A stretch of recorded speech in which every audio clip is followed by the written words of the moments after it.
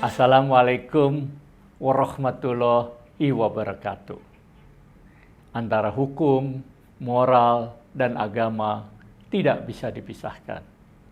Oleh karena itu, selama bulan Ramadan ini, podcast 9 yang digagas oleh 9 alumni Fakultas Hukum Universitas Indonesia menghadirkan renungan Ramadan, menghadirkan hikmah Ramadan. Kali ini kita akan membicarakan mengenai sholat subuh dan demokratisasi. Tentu kalau kita sholat subuh itu semata-mata dan terutama untuk menjalankan perintah Allah, kewajiban kita dalam beragama untuk sholat subuh berjemaah di masjid. Jadi sholat subuh berjemaah di masjid adalah bagian dari ketaatan, kepatutan, dan penghormatan kita kepada Allah. Itu sudah jelas.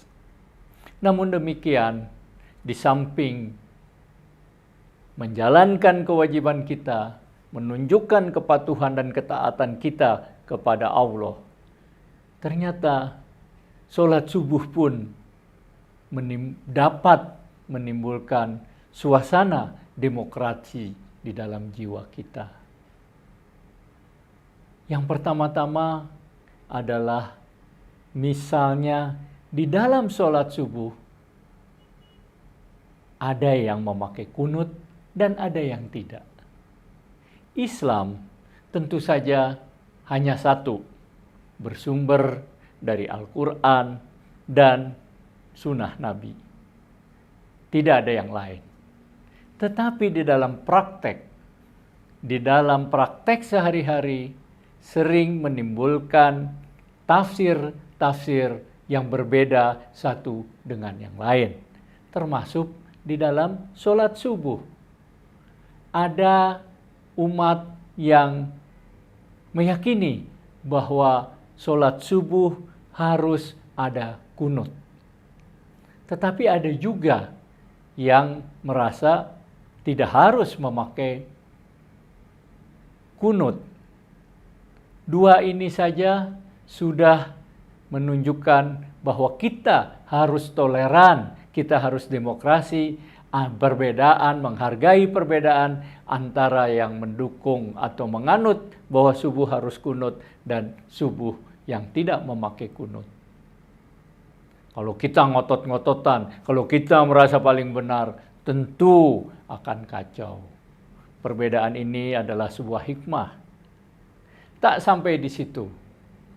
Setelah sholat subuh, ada umat yang melanjutkan dengan zikir dan doa bersama. Tetapi sebaliknya, ada umat yang berkeyakinan tidak ada kewajiban untuk berdoa bersama setelah sholat subuh. Dia kalau mau doa, doalah sendiri. Ini juga perbedaan. Dan kita tidak boleh merasa kitalah yang paling benar dan memusuhi yang tidak sepaham dengan kita. Tidak sampai di situ. Setelah selesai sholat, ada kebiasaan jemaah yang bersalam-salaman. Itu adalah bagian dari silaturahmi, terutama penghormatan kepada orang tua. Menyapa sesama umat. Tetapi ada juga umat yang mengatakan, setelah sholat berjemaah, sholat subuh, kita tidak diwajibkan untuk bersalam-salaman. Maka tidak heranlah ketika kita menyodorkan tangan untuk bersalaman kepada jemaah lain, ada yang menolak. Nah, perbedaan-perbedaan ini bukanlah sesuatu yang menjadi faktor untuk pemecah. Ini adalah tafsir terhadap agama dalam praktek sehari-hari. Dan sepanjang masih dalam koridor, sepanjang mengikuti Al-Quran dan Sunnah Nabi, maka itu bukan sesuatu yang perlu dipertentangkan, apalagi menjadi bahan permusuhan. Dalam hal inilah, sholat subuh berjemaah, selain memberikan kepada kita ketenangan karena kita menjalankan perintah-perintah dari Allah, tetapi juga mengembangkan nilai-nilai demokrasi. Dalam bulan Ramadan ini, penghormatan terhadap orang lain, penghargaan terhadap sesama, mungkin dapat kita tingkatkan sebagaimana kita diajarkan atau di dalam praktek sholat subuh sudah tumbuh kebiasaan untuk demokrasi.